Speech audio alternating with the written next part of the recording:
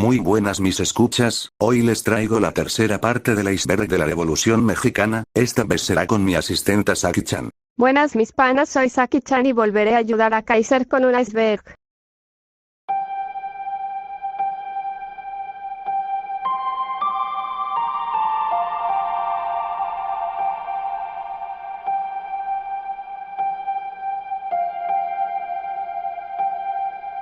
La batalla de Columbus fue un enfrentamiento entre las tropas irregulares de Francisco Villa y un destacamento de caballería del ejército estadounidense que tuvo lugar en el poblado de Columbus, Nuevo México, durante la madrugada del 9 de marzo de 1916. A fines de 1915, después de su derrota militar en su ataque en Agua Prieta, en la frontera con Estados Unidos, Pancho Villa se replegó a Chihuahua, desde donde fraguó un golpe militar, que le serviría además para vengarse de Estados Unidos, después de que este país apoyara a Venustiano Carranza. Villa estaba enfurecido en contra de los Estados Unidos y contra el presidente Woodrow Wilson, por el uso que hizo de faros gigantes, alimentados con energía eléctrica estadounidense, para ayudar a Álvaro Obregón a repeler el ataque nocturno de las tropas villistas a Agua Prieta. En enero de 1916, un grupo de villistas al mando del general de órdenes Ramón Banda Quesada emboscó un tren del México Northwestern Railway, compañía del ferrocarril del noroeste de México, cerca de Santa Isabel, Chihuahua, y masacró a 18 empleados estadounidenses de la compañía minera Asarco. Sin embargo, parece ser que dicho ataque se puede relacionar con un comerciante de armas llamado Samuel Rabel, aunque no se conoce el problema en el cual este tomó parte. El ataque también podría relacionarse con el interés de Alemania, inmersa en la Primera Guerra Mundial, de que México entrara en guerra con los Estados Unidos de América para que este último no se involucrara en la Gran Guerra. En aquel entonces México era la primera nación en producción petrolífera, siendo un aliado de gran interés para los alemanes. De hecho, 2 años antes, el ejército del general Villa había derrotado a los ejércitos federales del dictador Victoriano Huerta, que se exilió en París. Huerta entabló conversaciones con el Kaiser Guillermo II en las que recibió una fuerte suma de dinero para que lanzara una contrarrevolución a cambio del petróleo, que tanto necesitaba Alemania. Junto con el dinero, también le proporcionó a Huerta más de 12 millones de balas 7x57 Mauser. Mientras los Estados Unidos decidían a cuál de las facciones mexicanas reconocer como gobierno oficial, Huerta solicitó al Departamento de Estado un permiso y salvaconducto de Nueva York a El Paso, Texas. Los estadounidenses se lo concedieron, pero el gobierno del presidente Wilson no tenía la menor intención de permitir a Victoriano Huerta la oportunidad de comenzar un nuevo conflicto en México. En cuanto llegó el exdictador a Nueva York fue arrestado, le confiscaron el dinero y sus 12 millones de balas 7x57 Mauser. Victoriano Huerta fue trasladado a la cárcel militar de Fort Bliss, Texas, donde se cree que falleció por una inyección letal puesta por agentes del Servicio Secreto de los Estados Unidos. Pronto también se le ordenó al cuerpo conocido como los Texas Rangers que mataran a Pascual Orozco, quien se encontraba en Texas esperando la llegada de Huerta. Los Rangers mataron a Orozco en una emboscada en las cercanías de El Paso. En un rancho cercano a El Paso, llamado Canutillo, los estadounidenses inutilizaron las municiones de Huerta. Estas terminaron en manos del principal proveedor del general Villa, Samuel Rabel, con la condición de que no se lo vendiera a nadie más que a Villa. Esta acción por parte de Villa provocó la expedición punitiva encabezada por el general John J. Pershing, que oficialmente iniciaría el 14 de marzo de 1916 y concluiría el 17 de febrero de 1917.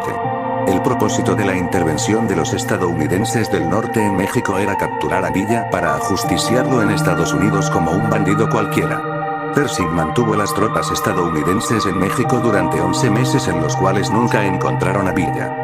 El general mexicano se había refugiado en una cueva de la Sierra Tarahumara recuperándose de una complicada herida de bala que había recibido en la rodilla. La campaña fue conocida como la Expedición Punitiva. En esta operación, el ejército de Estados Unidos probó su más novedoso equipo militar que, sin saberlo, usaría un año más tarde en la Primera Guerra Mundial, donde Pershing fue uno de los generales más destacados. El 34º presidente de Estados Unidos, Dwight D. Eisenhower, y el posterior general George Patton, fueron oficiales en esta intervención, con el rango Armas importadas de otros países. Durante la Revolución Mexicana se usaron distintas armas de distintos países como Alemania, Gran Bretaña, Estados Unidos e incluso Checoslovaquia, Austria, Hungría, ya que durante el Porfiriato se exportaron a México distintas armas de muchos países, ya que Porfirio Díaz, al llevarse bien con países como Alemania o Gran Bretaña, hubo armas importadas de estos países como el Gewehr 98 alemán, el Lee-Enfield británico, la pistola Mauser C96 alemana o las metralletas británicas y americanas Lewis y Vickers.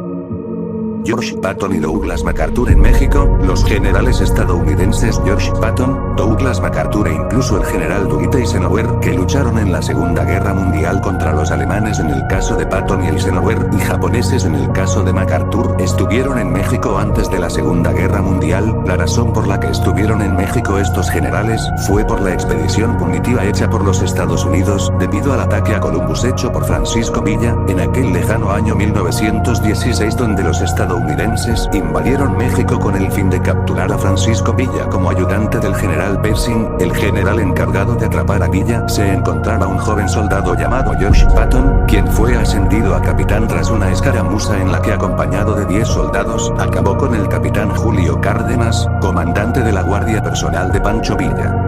En la Segunda Guerra Mundial, ya como general de división, Patton logró hacer retroceder al ejército nazi. Sin embargo, en México nunca pudieron atrapar al Centauro y despertaron el sentimiento nacionalista de los chihuahuenses, quienes protegieron a Villa dándole refugio y proporcionando informes falsos, o confrontando directamente al invasor, como ocurrió en Parral, donde el pueblo se amotinó y una multitud, entre la que destaca Elisa Ariensen y estudiantes de primaria, expulsó de su pueblo a los invasores a balazos y pedradas. Ese sentir también estaría presente en las tropas de Carranza, cuyos soldados querían pelear en contra de los invasores antes que combatir a los villistas. Con el paso del tiempo, los estadounidenses incrementaron sus fuerzas a 10.000 efectivos, que integraban los regimientos 6O y 17O de infantería, el 13O de caballería y una batería primera de artillería, un escuadrón aéreo y 2 compañías de transportes, incluyendo tanques, así como 2 compañías de ingenieros, una de ambulancias, un hospital de campaña, y un cuerpo de señales. Las tropas invasoras cometieron asesinatos en contra de la población civil mexicana y realizaron numerosas aprehensiones de personas sospechosas de ser villistas, que terminaron en la horca acusadas de participar en el ataque a Columbus. Sin lograr su objetivo, el parte de guerra rendido a sus superiores por el general John Joseph Pershing se habría de convertir siempre en el mismo mensaje: tengo el honor de informar que Francisco Villa se encuentra en todas partes y en ninguna. En el caso de Douglas MacArthur, fue cuando el ejército estadounidense invadió México en el año de 1914. Ahí MacArthur luchó contra las fuerzas de Victorianos Huerta. Cabe resaltar que cuando estos generales estuvieron en México todavía no tenían el rango de general y no lo obtuvieron hasta años después de haber estado en Japón y Baja California. Durante 1912, en tiempos de la presidencia de Francisco I. Madero, Japón le ofreció a México la oferta de venderle Baja California, ya que tenían planeado tener bajo su control la península de Baja California, pero sin embargo México rechazó la oferta de Japón.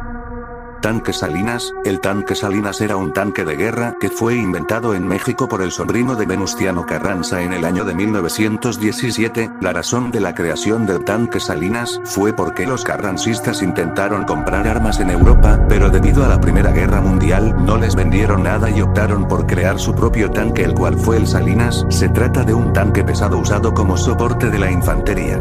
De hecho, este fue con uno de los primeros blindados a nivel mundial en contar con orugas. Fue un símbolo de desarrollo nacional, ya que en la época de revoluciones internas y de vehículos improvisados, y aunque su ensamblaje del tanque tomó un poco de tiempo, los mexicanos quebraron la idea de que no podrían crear un vehículo de estas características. Cabe destacar que aunque los detalles de la lucha revolucionaria en México es notablemente diferente a la del frente occidental, el blindado fue inspirado por el tanque Marquis inglés que vio fuego en la Primera Guerra Mundial, del que comparte muchas similaridades. La característica principal fue la instalación de una placa de blindaje frontal oblicua a la tronera de cañones y de ametralladoras en las barquillas laterales. En el techo del casco se colocó una cabina en forma de caja masiva, con espacio para el conductor y el comandante del vehículo. Por lo tanto, una tripulación completa tanque constaría de 6-8 personas. En cuanto a la planta de energía, se puede suponer que el tanque estaba equipado con un motor de gasolina de la capacidad de 90-100 HP y transmisión manual. El chasis utilizado usaba una suspensión bloqueada de rodillos, rieles delanteros y tracción trasera. La rama superior del circuito de vía, extraído de las orugas de acero, al parecer tenía apoyo de los carriles de guía de metal.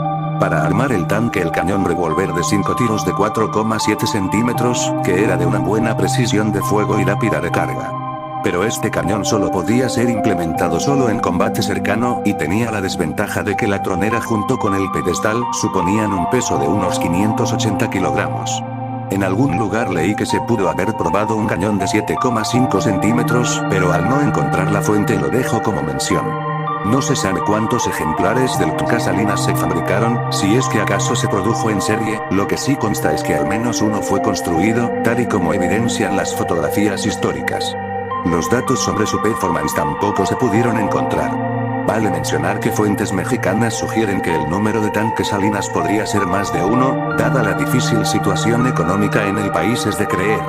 Sobre su desempeño en combate no existe documentación que indique que alguna vez fuera empleado, a pesar de las numerosas revueltas que hubo en el país a lo largo de los años 20s. De nuevo, alguna fuente informal menciona su uso en la Guerra Cristera de 1926, participando en las batallas con los rebeldes en la etapa final de los acontecimientos revolucionarios, pero el hecho de que sea un vehículo de bajo alcance lo dificultan. En la década de los 30s este tanque, abandonado a su suerte, fue convertido en una caseta de vigilancia a la entrada de la base aérea militar de Balbuena. La llegada de un nuevo tipo de blindado al ejército mexicano lo haría obsoleto en lugar a los modernos tanques Marmone Remington. Madero, primer presidente en subirse a un avión. Madero fue el primer presidente de México en subirse a un avión, por invitación del piloto George J. Francisco I. Madero, entonces presidente de México, realizó el primer vuelo presidencial en la historia el 30 de noviembre de 1911. El vuelo no duró más de 12 minutos, pero marcó un hito en la historia de la aviación en México. Impresionado por esa aventura de altos vuelos y por las posibilidades que el aparato ofrecía, Francisco I. Madero autorizó enseguida la compra de 5 aviones monoplanos. De acuerdo con Luis Alfonso Flores Ramos, presidente de la Sociedad Mexicana de Estudios Aeronáuticos Latinoamericanos, SMEAL, con esta hazaña Madero se convierte así en el iniciador y precursor de lo que son hoy las Fuerzas Aéreas Militares de México. Con el fin de promocionar el uso del avión, la compañía francesa Moisant International Aviators ofreció en México, del 16 de noviembre al 30 de diciembre de 1911, una serie de demostraciones aéreas en los llanos de Balbuena. Con anuncios en la prensa y carteles por todos lados, la compañía convocó a la sociedad en general para que presenciara el espectáculo.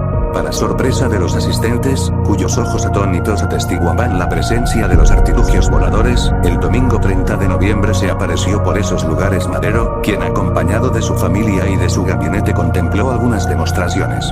Flores relata que cuando Madero se acerca a saludar a George J., este invita al presidente a subirse al de Perduz in Biplaza, que pilotaba y sin mayores preámbulos el también llamado apóstol de la democracia, se colocó en el asiento delantero del avión. Entre la gente se corrió la voz de que quien estaba a bordo del avión, junto al piloto, era el presidente Madero. Todos se quedaron admirados. Se dieron cuenta de que sí era él hasta cuando el piloto empezó a carretear con el avión, cuenta Flores Ramos. El vuelo comprendió parte del campo y de las cercanías de los llanos de Balbuena, sitio en el que, un año antes, el joven Alberto Braniff había volado por primera vez un avión. La noticia incluso le dio la vuelta al mundo. En los siguientes días algunas publicaciones internacionales, como la revista semanal estadounidense Aeronautics y la inglesa Fleet, contaron el acontecimiento. Este hecho histórico, comenta Flores Ramos, se fue minimizando con el paso del tiempo, llegando incluso a considerarse que el primer mandatario en volar había sido el rey de España o Theodore Roosevelt, presidente de Estados Unidos, quien sí voló en 1910, pero cuando ya era expresidente. Históricamente, el primer presidente en funciones que vuela en el mundo es Madero. Más allá del debate de si Madero fue el primero o no, el investigador asegura que el hecho debe recordarse porque marca el inicio de las Fuerzas Aéreas Militares en México. El suceso sirvió para que se compraran los primeros aviones que después tuvieron fines militares y fueron usados en las campañas revolucionarias.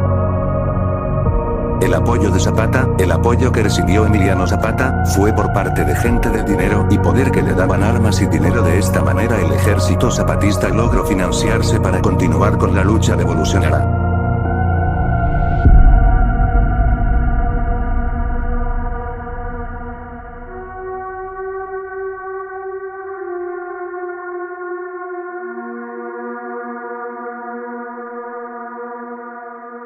Telegrama Zimmermann. El telegrama Zimmermann fue una comunicación diplomática secreta emitida por el Ministerio de Asuntos Exteriores alemán en enero de 1917, que propuso una alianza militar entre el entonces Imperio Alemán y México. Si Estados Unidos entrara en la Primera Guerra Mundial contra el Imperio Alemán, México recuperaría Texas, Arizona y Nuevo México. El telegrama fue interceptado y descodificado por la inteligencia británica. La revelación de los contenidos enfureció a los estadounidenses, especialmente después de que el secretario de Relaciones Exteriores alemán, Arthur Zimmermann, admitió públicamente el 3 de marzo que el telegrama era genuino, ayudando a generar apoyo para la declaración de guerra de los Estados Unidos contra Alemania en abril. El descifrado se describió como el triunfo de inteligencia más significativo para Gran Bretaña durante la Primera Guerra Mundial y una de las primeras ocasiones en que un elemento de inteligencia de señales influyó en los eventos mundiales. El mensaje inicial incluía propuestas de alianza entre México y el Imperio Alemán, mientras que este aún trataría de permanecer neutral ante Estados Unidos. En el caso de que esta política fallara, la nota diplomática sugería que el gobierno mexicano debería unirse a la causa alemana y lanzar un ataque militar contra los Estados Unidos. Para este fin, el Imperio Alemán se comprometía a prestar asistencia financiera y armamentística a México para que este país recuperase por la fuerza los territorios de Texas, Nuevo México y Arizona, que México había perdido en la intervención estadounidense en México debido a los tratados de Guadalupe Hidalgo en 1848, aunque no se mencionó posibilidades de ayuda alemana para recuperar California. Aquí una traducción del telegrama. Nos proponemos comenzar el 1 de febrero la guerra submarina, sin restricción. No obstante, nos esforzaremos para mantener la neutralidad de los Estados Unidos de América. En caso de no tener éxito, proponemos a México una alianza sobre las siguientes bases: hacer juntos la guerra, declarar juntos la paz. Aportaremos abundante ayuda financiera y el entendimiento por nuestra parte de que México ha de reconquistar el territorio perdido en Nuevo México, Texas y Arizona. Los detalles del acuerdo quedan a su discreción de Bonaparte. Queda usted encargado de informar al presidente de México de todo lo antedicho, de la forma más secreta posible, tan pronto como el estallido de la guerra con los Estados Unidos de América sea un hecho seguro. Debe además sugerirle que tome la iniciativa de invitar a Japón a adherirse de forma inmediata a este plan, ofreciéndose al mismo tiempo como mediador entre Japón y nosotros. Haga notar al presidente que el uso despiadado de nuestros submarinos ya hace previsible que Inglaterra se vea obligada a pedir la paz en los próximos meses. Zapata comunista. A Emiliano Zapata se ha dicho muchas veces que él fue de ideología comunista por sus objetivos de repartición de tierras a los campesinos y también por haber opinado de manera positiva acerca de los revolucionarios rusos, siendo más exacto teniendo buena opinión acerca de León Trotsky y Vladimir Lenin. Intervención alemana. Durante la Revolución Mexicana el entonces Imperio Alemán intervino en México de distintas maneras, ya que México era un objetivo clave para Alemania, debido a su situación geográfica siendo país vecino de los Estados Unidos, del cual Alemania se preocupaba de que se convirtiera en un potencial rival. Con el inicio de la Revolución de 1910 la diplomacia alemana desarrolló una intensa actividad en México, al grado de considerarse realmente como una guerra secreta que culminó en el notorio telegrama Zimmermann a Carranza. La estrategia del Kaiser y sus ministros buscaba fomentar en secreto las tensiones existentes entre Estados Unidos y México, pero sin provocar problemas para Alemania, y manteniendo la impresión de ser un amigo de todos, neutral y ajeno a los conflictos existentes. Al mismo tiempo, hasta 1917, no dejaron de aumentar las actividades clandestinas de espionaje y sabotaje en contra de Estados Unidos por parte de los agentes alemanes en México. A principios de dicho año los alemanes volvieron a su actitud agresiva en la guerra con submarinos, e ignorando las graves consecuencias de sus acciones, el gobierno de Berlín envió el telegrama fatal en el que ofrecía una alianza militar contra Estados Unidos. De esa manera se interesó Alemania en México durante la Revolución con el fin de que México se hiciera un aliado para la Alemania en la Primera Guerra Mundial. Odio de Obregón hacia Villa. Álvaro Obregón le guarda un gran odio hacia Francisco Villa por haber perdido su brazo durante una batalla en la que luchó contra la División del Norte. Se cree que el asesinato de Villa fue por parte de Obregón, no solo porque podría haber sido una amenaza, sino también por el odio que Obregón sentía hacia el Centauro del Norte. El hermano de Villa, el general José Hipólito Arango Arámbula, más conocido como Hipólito Villa, fue un militar mexicano que participó en la Revolución Mexicana. En 1910 se unió a las fuerzas de su hermano Francisco Villa, acompañándolo a la mayoría de sus campañas por Chihuahua, Durango y Coahuila, siendo uno de los principales colaboradores de la agencia financiera de la División del Norte. Participó en la organización de la famosa División del Norte y peleó en Gómez Palacio, Torreón y Zacatecas. Tras la disolución de dicha división, se exilió en Cuba junto con el resto de la familia Villa, regresando en 1916 para ayudar a su hermano en la guerrilla. En 1920 se amnistió, pero volvió a combatir en 1923 en favor de la rebelión de la Huertista. Después del triunfo de las fuerzas federales sobre los de la Huertistas, Hipólito se retiró a lo que quedó de Canutillo, para posteriormente venderle y vivir en la pobreza, sobreviviendo con solo la pensión otorgada en calidad de general retirado. Murió en 1964. Villa no fue tan bueno como se cree. Francisco Villa, aquel revolucionario querido por el pueblo de México, por haber defendido los derechos del pueblo y entregarse a la causa del pueblo mexicano, también llegó a cometer crímenes durante la revolución, ya que la División del Norte llegó a hacer robos, violaciones, saqueos y fusilamientos en contra de varias personas, ya que en su mayoría eran civiles los que llegaron a ser las víctimas de los soldados de la División del Norte. Aparte, el propio Villa llegó a mandar a fusilar a quienes no simpatizaron con él. Carta de Zapata a los revolucionarios rusos. En el año de 1918, Emiliano Zapata le manda una carta a los revolucionarios rusos. Recordemos que Zapata tenía una buena opinión de los revolucionarios del país eslavo. Aparte menciona que la revolución rusa tenía los mismos objetivos que la mexicana. Aquí un extracto de la carta de Zapata: mucho ganaríamos, mucho ganaría la humanidad y la justicia si todos los pueblos de América y todas las naciones de la vieja Europa comprendiesen que la causa del México revolucionario y la causa de Rusia son y representan la causa de la humanidad, el interés supremo de todos los pueblos oprimidos, aquí como allá. Hay grandes señores, inhumanos, codiciosos y crueles que de padres a hijos han venido explotando hasta la tortura a grandes masas de campesinos. Y aquí como allá los hombres esclavizados, los hombres de conciencia dormida, empiezan a despertar, a sacudirse, a agitarse, a castigar. Mr. Wilson, presidente de Estados Unidos, ha tenido razón al rendir homenaje, en ocasión reciente, a la Revolución Rusa, calificándola de noble esfuerzo por la consecución de libertades, y solo sería de desear que a este propósito recordase y tuviese muy en cuenta la visible analogía, el marcado paralelismo, la absoluta paridad, mejor dicho, que existe entre este movimiento y la Revolución Agraria de México. Uno y otro van dirigidos contra lo que León Tolstoy llamara el gran crimen, contra la infame usurpación de la tierra, que siendo propiedad de todos, como el agua y como el aire, ha sido monopolizada por unos cuantos poderosos, apoyados por la fuerza de los ejércitos y por la iniquidad de las leyes. No es de extrañar, por lo mismo, que el proletariado mundial aplauda y admire la Revolución Rusa, del mismo modo que otorgará toda su adhesión, su simpatía y su apoyo a esta Revolución Mexicana, al darse cabal cuenta de sus fines. Por eso es tan interesante la labor de difusión y de propaganda por ustedes en pro de la verdad. Por eso deberán acudir a todos los centros y agrupaciones obreras del mundo, para hacerles sentir la imperiosa necesidad de acometer a la vez y de realizar juntamente las dos empresas: educar al obrero para la lucha y formar la conciencia del campesino. Es preciso no olvidar que en virtud y por efecto de la solidaridad del proletariado, la emancipación del obrero no puede realizarse si no se realiza a la vez la libertad del campesino.